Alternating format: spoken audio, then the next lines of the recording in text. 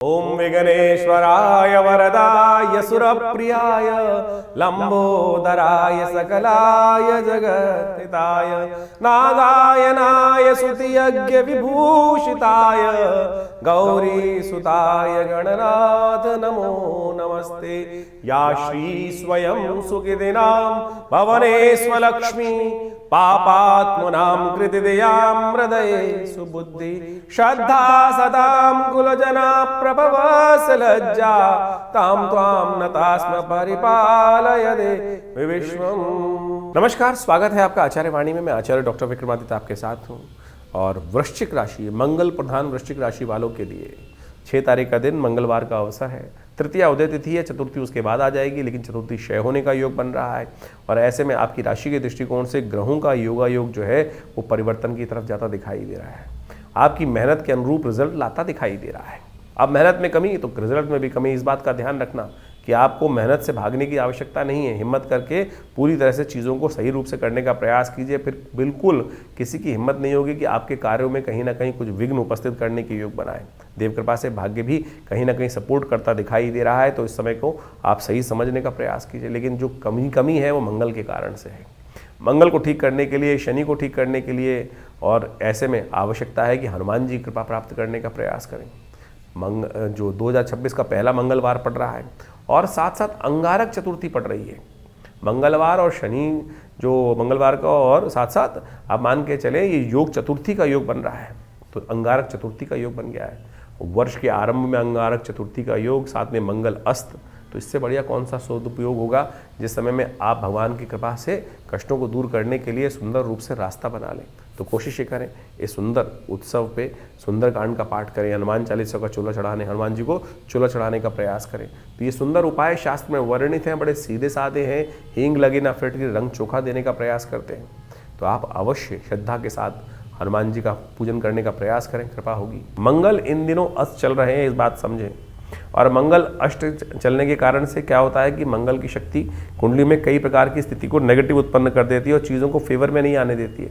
और ये मंगल का नेगेटिव प्रभाव जो है ये लगातार अभी कुछ दिन आपको परेशान करने वाला है। तो इसका उपाय आपको लगातार करने की ज़रूरत है और ये आपको विशेष तौर पे समझने की आवश्यकता है, क्योंकि मंगल का अस्त होने का प्रभाव जो है बहुत ही विशेष होता है। तो ऐसे में स्थिति को ठीक करने का आपको लगातार प्रयास करना चाहिए। देव योग से इस दिन मंगलवार भी पड़ रहा है और साथ साथ इस दिन विशेष तौर पे क्या बन रहा है, चतुर्थी का योग भी बन रहा है। तो अंगारक चतुर्थी का योग बन गया और माघ महीने में अंगारक चतुर्थी का योग बड़ा संपूर्ण रूप से मंगल के समस्त कष्टों को दूर करने का योग बना सकता है। ऐसे में हमने विवेकानंद योगाश्रम में इस शुभ योग को समझते हुए एक दिव्य कार्यक्रम रखा। वैसे तो हर मंगलवार पर सुंदरकांड चलते ही हैं और हमने आपको पहले ही बताया है कि मंगल का अस्त चलने से क्या होता है कि कई बार समस्याएं उत्पन्न हो जाती हैं। हिम्मत का प्रभाव, पौरुष का प्रभाव और साथ साथ पुरुषार्थ का ग्रह माना जाता है, साहस का प्रतीक माना जाता है। और जब सब कुछ ग्रह अच्छे चलते हुए भी अगर वो ठीक नहीं चल रहा है, पुरुषार्थ नहीं कर रहा है, मंगल अस्त चल रहा है, तो क्या होगा, बहुत सारे कर्मों में विघ्न आने के योग बनेंगे। तो ऐसे में उपयोग करें हनुमान जी का, सुंदरकांड का पाठ करें। हमने लगातार प्रयास किया कि जब तक ये मंगल अस्त रहे तो हम लगातार लोगों को साथ जोड़कर सुंदरकांड का पाठ करें, हनुमान जी का यज्ञ करें और साथ साथ मंगल ग्रह शांति महायज्ञ रखें। तो उसी श्रृंखला में 6 तारीख को विवेकानंद योगाश्रम में एक दिव्य कार्यक्रम रखा गया है, जिसमें सुंदरकांड का पाठ भी रहेगा और साथ साथ वर्ष का पहला मंगलवार पड़ रहा है। समस्त कष्टों को दूर करने के लिए मंगलमय भगवान की प्रार्थना, हनुमान जी की प्रार्थना इस संसार में कहा गया ना। और हनुमान चालीसा में तुलसी बाबा ने लिखा है, और देवता चित्त न धरहि हनुमत से ही सर्व सुख करहि। तो इसलिए इस मंगलवार पर भी आप सुंदर रूप से हमारे आश्रम में होने वाले कार्यक्रम यज्ञ में सम्मिलित हो सकते हैं, सुंदरकांड के पाठ में सम्मिलित हो सकते हैं। आप सबके प्रयास से सुंदर कार्यक्रम रहेगा, सुंदरकांड का पाठ रहेगा, हनुमान जी का स्तवन रहेगा और बहुत सारे कार्यक्रम और भी चलेंगे। तो उन सब में सवा मनी का भोग रहेगा, भंडारा रहेगा। तो आप सब उसमें सादर आमंत्रित है। शाम को 5 बजे से यज्ञ आरंभ होगा और करीब करीब रात के 10 बजे तक ये कार्यक्रम भंडारे के साथ चलेगा। तो यदि आप सम्मिलित रहेंगे तो हमने ये देखा है कि हनुमान जी की सिद्ध मूर्ति जो आचार्य श्री केशव देव जी के द्वारा प्रतिष्ठित है, जिनको सबसे पहली सिद्धि ही हनुमान जी की हुई थी और केवल हनुमान चालीसा से हुई थी। आँख बंद करी और वो बताया नंबर जो सामने वाले ने प्रश्न पूछा और वो उसका निवारण हनुमान जी के मंत्र से ही ऐसे चमत्कारिक सिद्धि प्राप्त हो जाती है। तो आप समझ लें कि इतना सुंदर ये हनुमान जी का सुंदर सावर मंत्र है, कुछ और उल्टा सीधा करने की, लंबा चौड़ा प्रयास करने की ज़रूरत ही नहीं है। तो इस साक्षात सिद्ध मूर्ति के समक्ष हनुमान जी के बैठकर सुंदरकांड का पाठ आप करें, हमारे साथ जुड़ें। अपने नाम से भी करा सकते हैं, उसके लिए पूर्ण व्यवस्था है। आश्रम के जो गतिविधि नंबर चल रहे हैं उन पर संपर्क साध कर आप चीज़ों को जान सकते हैं। तो वृश्चिक राशि वालों, 7 तारीख का दिन भी आपके लिए बड़ा महत्वपूर्ण दिखाई दे रहा है। 7 जनवरी के दिन बुधवार का अवसर है, पंचमी तिथि विद्यमान है और आपकी राशि के दृष्टिकोण से ग्रहों का योगायोग कहीं ना कहीं आपको सीधी डायरेक्शन में डालता दिखाई दे रहा है। बस भटकने की ज़रूरत नहीं है। कई बार क्या होता है, डायरेक्शन बिल्कुल ठीक होती है, किस्मत लगाने का रास्ता बिल्कुल सही चल रहे होते हैं, लेकिन कई बार क्या होता है वो थोड़ा लंबा रास्ता हो जाता है तो कहीं ना कहीं हिम्मत बांध के हम बैठ जाते हैं। और जो जो छोड़कर बैठ जाते हैं ना, तो हिम्मत छोड़ने से क्या होता है, कई बार खरगोश जैसे तेज चलने वाले लोग भी कहीं ना कहीं हार जाते हैं, सो जाते हैं। सोने की आवश्यकता नहीं है। आलस्य किया, क्योंकि बुद्धि में इस वक्त शनि महाराज विराजमान है, वो कहीं ना कहीं बार बार आलस्य में आपको डालते दिखाई दे रहे हैं। आप अपनी शक्ति भूल जाते हैं। अपनी शक्ति मत भूलो भाई, इस समय को उपयोग करने का प्रयास करो। 2026 कुछ गुजरने के लिए आपके लिए आता दिखाई दे रहा है। सोते रहोगे तो कुछ नहीं प्राप्त कर पाओगे। सोवत है सो खोवत है, जागत है सो पावत है। ग्रह नक्षत्रों के दृष्टिकोण से पूर्ण सपोर्टिव। अब देखो, आप समझो आपकी राशि के दृष्टिकोण से ग्रह परिवर्तन की तरफ जा रहे हैं, राहु इत्यादि, बृहस्पति इत्यादि, आपके लिए सब कहीं ना कहीं पॉजिटिव रास्ता बनाने की तरफ जाते दिखाई दे रहे हैं। लेकिन आपकी राशि के स्वामी मंगल थोड़े कमजोर अवस्था में बैठे हैं, तो गणेश जी का सुंदर स्तवन करें। विघ्नों को हरने वाले गणेश जी का स्तवन आपकी राशि के दृष्टिकोण से आपको आगे भी देगा और साथ साथ रिद्धि सिद्धि का, सफलता देने का योग भी बनाएगा। तो इससे कृपा होगी भगवान की, लाभ मिलने का रास्ता बनेगा। 8 तारीख का दिन बृहस्पतिवार का अवसर है, षष्ठी तिथि विद्यमान है और इस दिन ग्रह नक्षत्रों के दृष्टिकोण से समझ के देखें कि आपके लिए लाभ का रास्ता कुछ खुलने के योग दिखाई देते हैं। कार्यों में अल्टीमेटली हम इसलिए करते हैं कि लाभ का रास्ता खुले। ग्रहों ने परिवर्तन कर आपके लिए जो मेहनत करोगे, शाम तक उसका लाभ भी आपको प्राप्त होने के योग कहीं ना कहीं राशि के दृष्टिकोण से बनते दिखाई देंगे। तो हिम्मत ना हारो, लगे रहो। जो लगे रहते हैं उनके कार्य मनोरथ सिद्ध होने के योग बन जाते हैं। नौकरी पे जाते हैं ना लोग, तो क्या होता है, मन से करें बेमन से करें, महीने की तनख्वाह तो मिलनी है, लेकिन जाओगे नहीं तो छुट्टी कट जाएगी। इस बात का ध्यान रखते हुए कार्य करें। यही आपकी राशि में चल रहा है। तो बस आपको अपनी गाड़ी पर सवार रहना है। चीज़ें बिल्कुल धीरे धीरे आपको बिल्कुल रास्ते पे देगी, लेकिन अगर रास्ता कहीं छोड़ोगे तब समस्या उत्पन्न होने के योग दिखाई देंगे। बृहस्पतिवार का अवसर है, कोशिशें करें, पीली चीज़ों का दान करने का प्रयास करें। थोड़ा सा हल्दी का तिलक अवश्य लगाइए, कल्याण होगा। कृपा से, भगवान की कृपा से कष्ट दूर होने के योग भी बन सकते हैं। 9 तारीख का दिन शुक्रवार का अवसर है, सप्तमी तिथि विद्यमान है और आपकी राशि के दृष्टिकोण से इस वक्त ग्रहों का योग देख लीजिए। सूर्य का वर्ष है और सूर्य इस वक्त आपकी राशि में जो चल रहे हैं, खर मास में चल रहे हैं। थोड़ी कमज़ोर अवस्था ग्रहों की बनी हुई है, जिसके कारण से पूर्ण शौर्यबल, क्योंकि मौसम भी इस वक्त देखिए, यदि भारत में, दिल्ली में है, क्षेत्र में है, तो आप देखिए किस प्रकार का थोड़ा कमज़ोर दिखाई देता है मौसम। तो ऐसे में सूर्य को थोड़े बल, खरमास में आमतौर पे क्या होता है कि सूर्य अपनी चाल थोड़ी हल्की कर देते हैं। सूर्य के जो घोड़े हैं वो भी थकने लग जाते हैं। तो ऐसे में सूर्य को थोड़ा बल देने की आवश्यकता है। माघ के महीने में जो ग्रहों का योगायोग चल रहा है, वो विशेष तौर पर आप मान के चलो, ग्रहों का योग ऐसा बन रहा है कि जो इस वक्त माघ की सप्तमी है ना, तो सर्व प्राप्ति सप्तमी बोला जाता है इसको। सूर्य भगवान का ध्यान करते हुए उनको अर्घ्य देना चाहिए और उनको अर्घ्य देकर उनके मंत्र का जप कर गेहूं का दान करने से, साथ साथ नमक का दान करने से भगवान की कृपा प्राप्ति के योग बन जाते हैं। नए कार्यों की तरफ जाना इस वक्त बहुत श्रेष्ठ नहीं होगा। थोड़े से ग्रह भारी दिखाई देते हैं, चलते हुए कार्यों में हाथ डालेंगे तो वही आपके लिए उन्नतिदायक योग बनाएंगे। 10 तारीख का दिन शनिवार का अवसर है, अष्टमी तिथि विद्यमान है और आपकी राशि में फिर एक बार धन योग बनकर तैयार हो रहा है, लेकिन साथ साथ धन जाने के योग भी आपकी राशि में बनते दिखाई दे रहे हैं। थोड़ा संभल कर काम करने की ज़रूरत है। बहुत तेज गति में चीज़ों को बिना समझे कर हाथ डालने से कहीं ना कहीं नुकसान हो सकता है। धीरे धीरे रे मना धीरे सब कुछ होए, तो इस बात का ध्यान रखते हुए कार्य करें। धन योग है, आने वाले 2-3 दिन बहुत पॉजिटिव भी हैं, लेकिन फिर भी स्कैन करने की ज़रूरत है। गलत चीज़ों में कहीं ना कहीं नुकसान होने के योग भी राशि में बनते दिखाई देंगे। तो ज्योतिष के दृष्टिकोण से आपने ग्रहों का प्रभाव समझा। माघ का महीना इस बार आरंभ हो रहा है, साथ में नव वर्ष भी आरंभ हो रहा है। 2026 सूर्य का वर्ष है, जिसका नंबर 1 आता है और ये वर्चस्व को स्थापित करने वाला नंबर है। अजीब से एक होड़ पूरे संसार में व्याप्त होने वाली है कि मैं बड़ा, और ये अभिमान की लड़ाई, जिस प्रकार सूर्य जो होते हैं ना, वो तेज के मालिक हैं और हर व्यक्ति के अंदर सूर्य जो है आध्यात्मिक तौर पे भी और सांसारिक तौर पे भी व्यक्ति को आगे बढ़ाने का योग बनाते हैं। जिनकी जन्मपत्री में सूर्य बहुत अच्छे अंशों में है, उनका स्वामित्व बढ़ने के लिए और साथ साथ स्वाभिमान बढ़ने के लिए अच्छा सा योग, जीवन में वर्चस्व कीर्ति बढ़ने के अच्छे योग इस सूर्य के वर्ष में बनने के योग दिखाई देते हैं। और जिन जिन के सूर्य या तो पाप ग्रह से ग्रसित हैं या पाप कर्तृ योग में फंसे हुए हैं या अशुभ स्थिति में जन्मपत्री में हैं, ऐसे व्यक्तियों के लिए जीवन में इस समय में ध्यान रखना पड़ेगा। कीर्ति में दाग लगने के योग बन सकते हैं, क्योंकि सूर्य आपकी कुंडली के अनुसार से, अब ये समझें कि सूर्य आपकी कुंडली के अनुसार से ही कार्य करेगा। सूर्य में जिस प्रकार का प्रभाव है, देखिए अब गोचर के दृष्टिकोण से सूर्य तो का जो वर्ष है वो हर एक के लिए है, लेकिन अब आपका जो खेत है वो किस प्रकार का है, जिस प्रकार का बीज उसमें उत्पन्न होगा तो वैसे ही प्रभाव, बीज डलेगा वैसे ही प्रभाव उत्पन्न करेंगे। तो अब आपके जीवन में, आपकी जन्मपत्री में किस प्रकार का सूर्य कॉम्बिनेशन बना रहा है, नवांश इत्यादि में शुद्ध है कि नहीं है, कहीं पाप कर्तृ योग में फंसा हुआ है, अशुभ ग्रहों के साथ में है, तो उसका प्रभाव भी वैसा ही होने के योग दिखाई देते हैं। ऐसे में सूर्य के उपाय को आपको लगातार करते रहने का प्रयास करना चाहिए। और हमारा भाग्य जो बनता है ना, वो विशेष तौर पे बनता है इस समय में आपके कर्म के अनुसार से, और कर्म को सुदृढ़ करने की आवश्यकता है। ये 2026 का जो वर्ष है, ये विशेष तौर पे ऐसे योगा योग को लेके उपस्थित हो रहा है कि 9 ग्रहों में से 8 ग्रह इस 2026 में परिवर्तन का योग बनाएंगे। देर सवेर बहुत सारे ग्रहों में भयानक उठापटक होने के योग बनते दिखाई देंगे।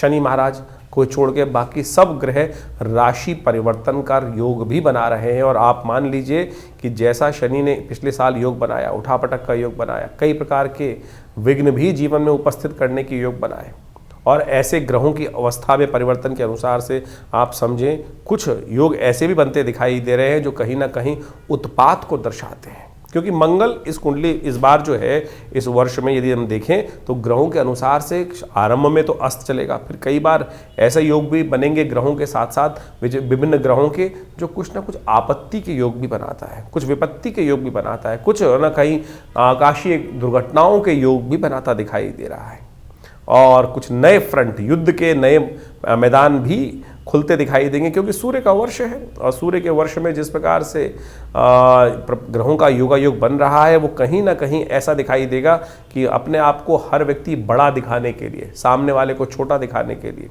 सामने वाले को अस्त करने के लिए, क्योंकि सूर्य का प्रभाव ऐसा होता है कि जो सामने वाले को किसी भी प्रकार से अस्त करने का योग ही बनाता है। ज्योतिष के दृष्टिकोण से देखें तो सूर्य जिस भी ग्रह के साथ बैठते हैं उसको अस्त करने का योग बना देते हैं, उसको दिखाई नहीं देता है, वो ग्रह लोप हो जाता है। तो उसी प्रकार का प्रभाव मनोमस्तिष्क में छाने के योग दिखाई देते हैं। तो ऐसा योग चाहे राजनीतिक हो, चाहे वो सामाजिक तौर पर हो, तो एक दुराग्रह के तौर पे भी इसका प्रभाव संसार में पड़ता दिखाई दे रहा है। तो ऐसे में खासतौर पे जो शनि राहु के योग इस बार बनते दिखाई दे रहे हैं, वो कहीं ना कहीं थोड़ा सा बिल्कुल आसपास ही ग्रहों का योगा योग दिखाई देता है। शनि महाराज को देखें और राहु के साथ देखें तो बहुत पास पास स्थिति चल रही है ग्रहों की इस वर्ष में। तो ऐसे में कुछ खास उपाय आपको करने की आवश्यकता है। वर्ष के आरंभ में बड़ा देव योग बना है, जिसको माघ का महीना कहा जाता है। शास्त्र में एक मंत्र आया है, काशीवासी निवासी च काल भैरव पूजनम प्रयागे माघ मासी च बिल्वपत्रम शिवार्पणम। ये जो माघ का महीना है, माघ का स्नान जो है, वो अपने आप में एक बहुत सुंदर रूप से शास्त्र में वर्णित किया गया है। इसीलिए भारतीय संस्कृति में माघ के महीने में मेला लगता है, गंगा स्नान का पुण्य बनाता है, भगवान शंकर का विशेष पूजन करने का योग बनता है। और कहा जाता है कि ऐसे में भगवान शंकर को यदि बिल्वपत्र अर्पित कर दें, काशीवासी निवासी च काल भैरव पूजनम प्रयागे माघ मासे च बिल्वपत्रम शिवार्पणम अखंडैव बिल्वपत्र च। एक बिल्वपत्र भी यदि भगवान को सुंदर रूप से हम अर्पित कर दें इस माघ के महीने में, और नित्य प्रति यदि योग बना लें भगवान को सुंदर स्नान कराने के बाद, क्योंकि शास्त्र कहता है भावी मेट सके त्रिपुरारी, इन संसार में जो समस्त कष्ट हैं वो भगवान शंकर की प्रार्थना से ही दूर होते हैं। और जिन जिन ने भगवान शंकर की प्रार्थना जब जब जैसे से कही, असंभव को संभव करके दिखाया, विभिन्न प्रकार की आपत्तियों को जीवन से दूर, चाहे वो स्वास्थ्य संबंधी समस्याएं हों, चाहे वो किसी भी प्रकार की समस्या हों, भोलेनाथ का आशीर्वाद जब मिल जाता है। तो इसलिए इस समय में विभिन्न प्रकार के जो योग बने उनका हमको प्रयास करना चाहिए, लाभ लेना चाहिए। भगवान शंकर पत्रम पुष्पम फलम तो यम, जल से ही प्रसन्न हो जाते हैं। तो इस यानी जल से भी पत्र पुष्प बेलपत्र फूल जो है इस संसार में किसी और को नहीं चढ़ता है, सामान सब भगवान शंकर को चढ़ा देते हैं। यानी कांटे वाला भी, आँख भी, सब प्रकार से भगवान शंकर को चढ़ा दिया जाता है और वो उसी से प्रसन्न हो जाते हैं, अवगढ़दानी भगवान। तो ये सुंदर माघ का महीना जो है, भगवान का के नाम से स्नान करें और उनका डुबकी लगाएं, तीर्थों में जाकर कुछ पूजा पाठ कर लें और भगवान को बिल्वपत्र। देखिए माघ का महीना एक बात समझें, ये माघ का जो फागुन का महीना होता है, ऐसे में जो पत्ते हैं ना वो भी छिद हो जाते हैं। ऐसे में अखंडैव बिल्वपत्रैः च पूजये शिव शंकरम कोटिकन्या महादानम बिल्वपत्रम शिवार्पणम। शास्त्र कहता है कि एक जो अखंड बिल्वपत्र जो किसी प्रकार से टूटा फूटा ना हो, उसमें कोई छेद ना हो, अखंडित हो, तो उसको ओम नमः शिवाय का स्तवन करते हुए भगवान को यदि अर्पित कर दें तो आप सत्य माने बहुत सारे कष्ट जीवन के दूर होने के योग भगवान बना देते हैं। और जितना करोड़ों कन्याओं को दान करने के का पुण्य मिलता है, वैसा ही पुण्य केवल एक बिल्वपत्र से प्राप्त हो जाता है भगवान को अर्पित करने से। तो इसलिए ये सुंदर माघ के महीने में इतना छोटा सा प्रयोग जो शास्त्र में वर्णित है उसको करने का प्रयास करें। और इस समय में बहुत सारे योग बनेंगे। ये जो नववर्ष आरंभ हो रहा है, बहुत कुछ नया आपके लिए आया है लेकर। आप समझ लीजिए आपके जीवन में क्या कुछ घटनाएं घटने के योग हैं। ग्रहों का गोचर का प्रभाव के साथ साथ आपकी जन्मपत्री के अनुसार से किस प्रकार के योग बन रहे हैं। कई बार हमारे बहुत सारे प्रश्न आते हैं लोगों के और उस प्रश्नों को हम लिख के भी भेजते हैं, जवाब भी भिजवाते हैं कि अब गोचर में हमने आपका जन्मपत्र जो राशि के अनुसार से, योग के अनुसार से, नक्षत्रों के अनुसार से आपके प्रभाव को समझा और बताया किस प्रकार का प्रभाव है। बहुत सारे लोग कहते हैं कि ये नहीं घट रहा है, तो आपको समझना पड़ेगा क्यों नहीं घट रहा है। कहीं आपकी दशाएं तो फर्क नहीं है, कुछ ना कुछ दशाओं में कुछ दिक्कत आ रही हो, जन्मपत्री में कुछ मूलभूत कारण हो, कब आपका भाग्य जागने लिखा है, कब आपके जीवन, हम लगे जा रहे हैं जीवन में, मेहनत करे जा रहे हैं लेकिन भाग्य नहीं जाग रहा है। कारण क्या है? समय कब आने वाला है? वो समय कब आएगा जो हमारे मानसिक तौर पर हमको संतुष्टि देने का योग बनाएगा। और वो ज्योतिष के दृष्टिकोण से, ज्योतिष के ज्ञान से, ज्योतिष जिसको कहा जाता है ना, वो दिव्य ज्ञान, वो रोशनी देने वाला ज्ञान, वो रास्ता निर्द्वंद भाव से रोशनी प्रकाश को देने वाला ज्ञान जो है, वो प्रकाश जो है वो देने वाला जो ज्ञान है ना, प्रकाश नेत्रों से, ज्योतिष वेद के अंदर कहा गया है कि ज्योतिष की संज्ञा नेत्र की है। तो इस बात को हम समझें तो दिव्य ज्योति जो है वो ज्योतिषी है कि जो विज्ञान जो है जो आपको दिखा सकता है कि भाई कौन सा रास्ता अंधकार को जो प्रकाश के अंदर परिवर्तन करने का, अज्ञान से ज्ञान यानी भविष्य को ज्ञान का जो प्रकाश है वो भी दिखा दे, तो वो ज्योतिष विज्ञान है। उसकी सहस्त्रों शाखाएं हम गोचर के माध्यम से, बहुत सारे और के माध्यम से आप सबके समक्ष उन सब गणनाओं को इसके माध्यम से, अपने इस आचार्यवाणी चैनल के माध्यम से रखते हैं, बताते हैं और उनको समझना चाहिए। और जो जीवन में घटनाएं हैं उनका पूर्वाभास भी सही होता है। पिछले वर्ष हमने बहुत सारी घटनाओं के बारे में आपको ज्योतिष के दृष्टिकोण से जो बनता है, समय समय पर घटने वाली घटनाएं, वो बिल्कुल उसी प्रकार से आपके समक्ष रखी और बहुत सारे लोगों के प्रश्नों का निदान भी हमने इस कार्यक्रम के माध्यम से देने का प्रयास किया। आप भी अपने प्रश्नों को हमें भेज सकते हैं, व्हाट्सएप के माध्यम से भेज सकते हैं, खुद आके विवेकानंद योगाश्रम में मिल सकते हैं। बहुत सारे कार्यक्रम हर महीने आश्रम पे चलते ही हैं और उन सब कार्यक्रमों में भी आप जुड़ सकते हैं। हम सब एक बात समझे, कभी विभिन्न ग्रहों के उपायों के चक्कर में फंसते हैं कि भैया उपाय ऐसा कर ले, वैसा कर ले। उपाय सीधा साधा भगवान का स्मरण ही है, भगवान का भजन ही है और उसमें केवल आपके विश्वास और श्रद्धा और समर्पण की आवश्यकता है, समय के समर्पण की आवश्यकता है। हम लगे हैं जन्म पर कुछ सिर्फ अंगूठियां पहनने में, कुछ टोटके कर लेने पे, ये टोटका कर ले, वो टोटका कर ले। सीधा सीधा भगवान का भजन करिए, ना हींग लगे ना फिटकरी रंग चौका हो। तो आप जो विभिन्न कार्यक्रम के बारे में हम आपको समय समय पर हर रोज़ आपके राशिफल के अनुसार से बताते रहते हैं, पौराणिक ज्योतिष को आपके समक्ष लाने का प्रयास करते हैं। ज्योतिष एक ऐसा विषय है जो विशेष तौर पर पुराण के अनुसार से शास्त्रों में बहुत सुंदर तरीके से विद्यमान बताया गया है और उसमें उनके जो निदान हैं, टेस्टिमनीज हैं कि क्या किया, किसके जीवन में कैसा कष्ट आया, तो उनका वर्णन जो है हमारे पुराणों में मिलता है, हमारी कथाओं में मिलता है। और उन कथाओं से ही क्या होता है कि आप जब पंचांग देखेंगे तो हर रोज़ कोई ना कोई व्रत आता है, हर व्रत की कोई ना कोई कथा है, वो किसी ना किसी पुराण में लिखी हुई है। वो कथा है क्या? वो कथा जो है वो सत्य कथन है कि उसके जीवन में कैसे कष्ट आया, उसने कौन सा व्रत किया, चाहे चतुर्थी का, चाहे एकादशी का, चाहे पूर्णिमा का, चाहे अमावस्या का, जो शास्त्र में वर्णित चीज़ें हैं उनको व्यक्ति ने कैसे कर ठीक किया। लाखों वर्षों से उन सब अनुभवों का जो निष्कर्ष दिया गया है वो पुराणों में दिया गया है। हम उसी को माध्यम से, वैदिक ज्योतिष के माध्यम से, उन पौराणिक कथाओं के माध्यम से, उन पौराणिक उपायों के माध्यम से आपके समक्ष हर रोज़ की गणनाओं को बताते हैं। तो इनको केवल कथा मत समझें। कथा के समझ में चक्कर में फंसोगे ना तो विडंबना उत्पन्न होगी। आपके जीवन में ये 2026 बहुत कुछ नया करने आया है। ये समय को यूटिलाइज करने का प्रयास करें। बड़े भाग्य मानुष तन पावा, सोते सोते निकल जाएगा नहीं तो समय।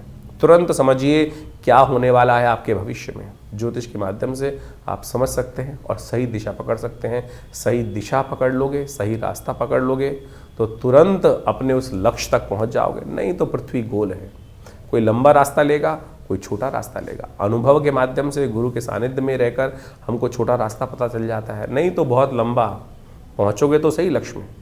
आप समझें कि आप पृथ्वी गोल है, हमको इधर चलना शुरू किया, हम इधर से रास्ता छोटा था तो हम यहीं से यहीं छोटे रास्ते पहुंच जाएंगे।